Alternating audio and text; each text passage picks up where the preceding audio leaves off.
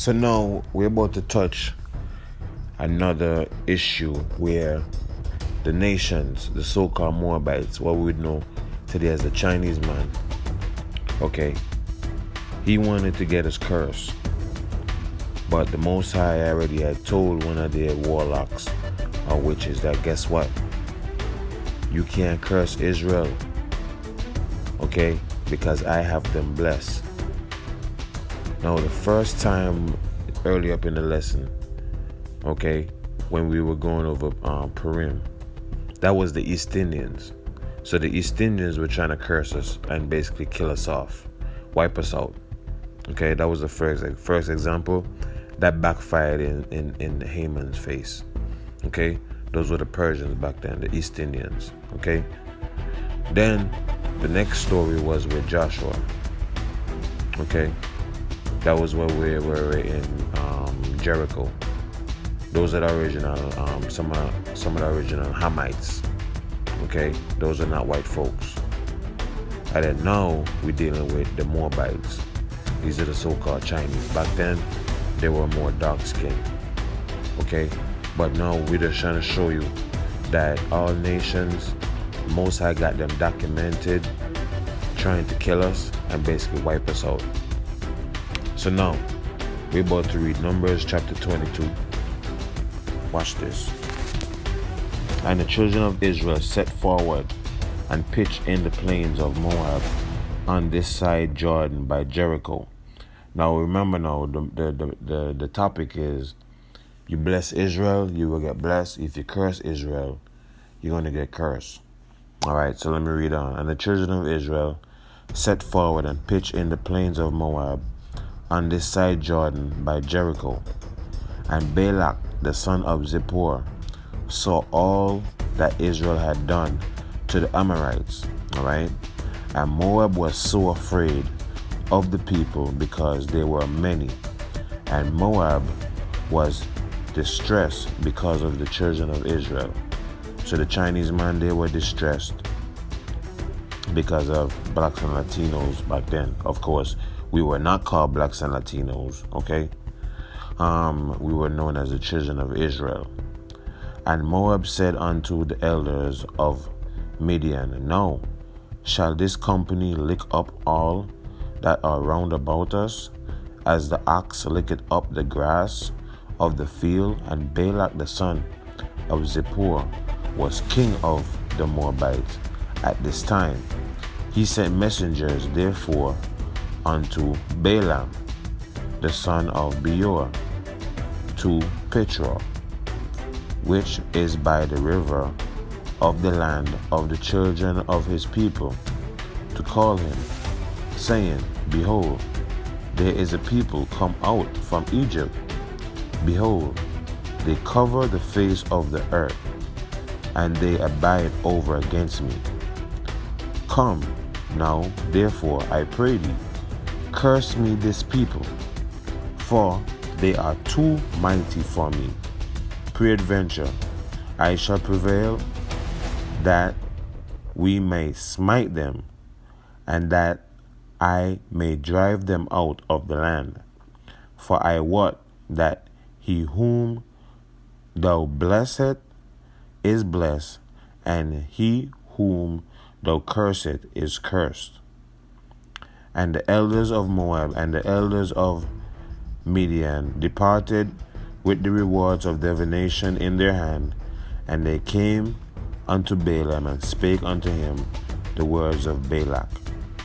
So basically Balaam, okay, was going to be required, okay, to curse Israel. But the Most High intervened and told him, guess what? I have other things for you to do. This is what I want you to tell this king. This is what I want you to tell Balak. Alright? So watch this. Jump to verse chapter 23. Alright. So we had Numbers chapter 23. We're going to read from 1 to 11. And Balaam said unto Balak, Build me here 7 altars, and prepare me here 7 oxen and 7 rams. You see, keep that in mind. They were always doing a ritual. Even those guys that deal with witchcraft, there is always a ritual that they must do to accomplish their craft. Same thing for good. The Most High always have us doing rituals to verify and to prove that we are worthy to be in His kingdom. Okay? By growing your beard, by keeping the Sabbath day, keeping the high holy days, being at peace with the brother, not lying, not stealing. Okay? So the Most High has incorporated rituals that we're supposed to do every day when the temptation come up to not to do them. All right? And that is how He blesses us, based upon what we do. Okay? Based upon the laws. All right? You can't make up your own goodness. You can't say every day you're just going to give somebody $5, and of course that's good. Who wouldn't want $5? But that's not how the Bible works. Okay? If the Most High doesn't tell you to do that, then you've just been doing something nice. The Most High has specific things for us to do so we can get the kingdom. Everything else, okay, cool. But you're not going to get the kingdom solely by doing so-called nice things, because nice things that are examples in Jerusalem, in our kingdom, would not be examples of nice things in the city of Ham, or in the cities of the Egyptians or the Edomites. Okay? Their nice things would basically go against God. Okay? Their nice things are shaving off your head bald, shaving off your face bald. That looks presentable. Is that presentable to the Most High? No. Eating pork, that would be nice to them. That would be an abomination. The Most High say not to eat pork.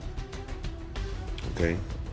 Stealing, lying, committing adultery would be something nice and celebrated amongst the Egyptians and the Edomites. In the Most High's kingdom, that's not good. All right? So there's a clear distinction. We must show what's good and what's evil, and you cannot make up what's evil based upon what your grandmother told you. We must be able to read it in the Bible. You can't make up laws, or you can't say something is a sin when it's not a sin. Okay? The Most High tell you exactly what is what. You can't make anything up. All right? So verse 20, chapter 23, watch this. And Balaam said unto Balak, build me here 7 altars, and prepare me here 7 oxen and 7 rams. And Balak did as Balaam had spoken. And Balak and Balaam offered on every altar a bullock and a ram. And Balaam said unto Balak, stand by thy burnt offering, and I will go. Peradventure the Lord will come to meet me, and whatsoever he showed me, I will tell thee. And he went to an high place, and God met Balaam, and he said unto him, I have prepared 7 altars, and I have offered unto every altar a bullock and a ram. And the Lord put a word in Balaam's mouth, and said, return unto Balak, thus thou shalt speak. And he returned unto him, and lo, he stood by his burnt sacrifice, he and all the princes of Moab.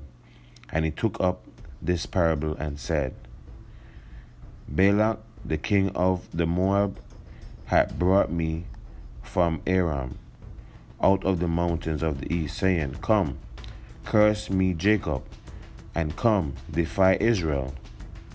How shall I curse whom God had not cursed? Or how shall I defy whom the Lord had not defied? Far from the top of the rocks I see him, and from the hills I behold him. Lo, the people shall dwell alone, and shall not be reckoned among the nations. Who can count the dust of Jacob, and the number of the fourth part of Israel? Let me die the death of the righteous, and let my last end be like his. And Balak said unto Balaam, What hast thou done unto me? I took thee to curse mine enemies, and behold, thou hast blessed them altogether. So Balaam had to tell Balak that, look, Israel is blessed. Okay? These guys here, when it says in verse 9, for from the top of the rocks I see them. Okay? Even though he's far away, he still see them from the top of the rocks. As high as you can go. Israel was just like the sand of the sea. From the hill I behold them. Lo, the people shall dwell alone. See, we're going to be dwelling alone. All right? And shall not be reckoned amongst the nations. We're not going to be counted among the nations. Israel is separate. Who can count the dust of Jacob and the number of the fourth part of Israel? Just the fourth part. Who can count? You know?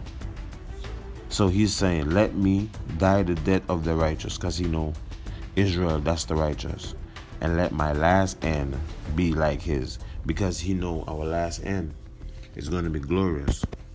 All right, the Most High already showed him in the end, Israel is going to be the top nation, making sure all these other nations that were trying to kill him in the past, guess what? The Most High statute of limitations does not run out. All right, so they got a lot to pay. We went through our hell. We went through our curses. The Bible documents all other nations, they got to go through the same thing that we went through. All right, for them to even start seeing a glimpse of what we call heaven. You know what I mean? Where everything is better, the air is cleaner, okay? The fruits are going to be bigger, all right? And if you want to be under the protection of Israel, we have a list of things for you to do. If you can accomplish these list of things, guess what? We will allow you to have rain. Okay? We will allow your streams not to be full of blood. We will allow the grasshoppers not to plague you. So these are your options. All right. So Balak kept trying to persuade Balaam to curse Israel. Okay? Let's start at verse 19. We're going to read in chapter 23, and we're going to continue from 19. God is not a man that he should lie, neither the Son of Man that he should repent. Had he said, and shall he not do it? Or had he spoken, and shall he not make it good? Behold, I have received commandment to bless, and he had blessed, and I cannot reverse it. He had not beheld iniquity in Jacob, neither had he seen perverseness in Israel. The Lord his God is with him, and the shout of the king is among them. God brought them out of Egypt. He had, as it were, the strength of a unicorn. Surely there is no enchantment against Jacob. When it says no enchantment, no witchcraft. All you wicked ass Israelites dealing with tarot cards, especially upon Facebook, you need to stop. Alright? Surely there is no enchantment against Jacob, neither is there any divination against Israel. Alright? According to this time it shall be said of Jacob and of Israel, what had God wrought? Behold, the people shall rise up as a great lion, and lift up himself as a young lion. He shall not lie down until he eat of the prey and drink the blood of the slain. Okay, that is going to be the future prophecy. The Most High has been waiting patiently to release his son to accomplish just that. Okay, behold, the people shall rise up as a great lion and lift up himself as a young lion. He shall not lie down until he eat of the prey and drink the blood of the slain. Because guess what? Balak and his army, they just wanted to get the word one time. Yo, you can take these people. And they would just run through us like butter, killing man, woman, boy, and child. That's what he was trying to get to. But every time he went to Balaam, the Most High showed him, no, these people right here blessed. You can't do nothing. Alright? And even if we overcome them in the latter days, the last end, these people here shall be gods to you. Alright? So you need for us. Cease, circle, and let's watch the vibes. Alright. So Numbers chapter 24. We're going to read from 1 to 9. And when Balaam saw that it pleased the Lord to bless Israel, he went not as at other times to seek for enchantment, but he set his face towards the wilderness. And Balaam lifted up his eyes, and he saw Israel abiding in his tents according to their tribes. So even in the wilderness, we were like divided into tribes. Order. The Most High always had order. And the Spirit of God came upon him. And he took up his parable and said, Balaam the son of Beor had said, and the man whose eyes are opened had said, he had said, which heard the words of God, which saw the vision of the Almighty, falling into a trance, but having his eyes open. How goodly are the tents, O Jacob, and thou tabernacles, O Israel! As the valleys are, they spread forth, as gardens by the riverside, as the trees of lined aloes, which the Lord had planted, and as cedar trees beside the waters. He shall pour the water out of his buckets, and his seed shall be in many waters, and his king shall be higher than Agag, and his kingdom shall be exalted. God brought him forth out of Egypt. He had, as it were, the strength of a unicorn. He shall eat up the nations, his enemies, and shall break their bones, and pierce them through with his arrows. He crouched, he lay down as a lion, and as a great lion, who shall stir him up? Blessed is he that blesseth thee, and cursed is he that curseth thee.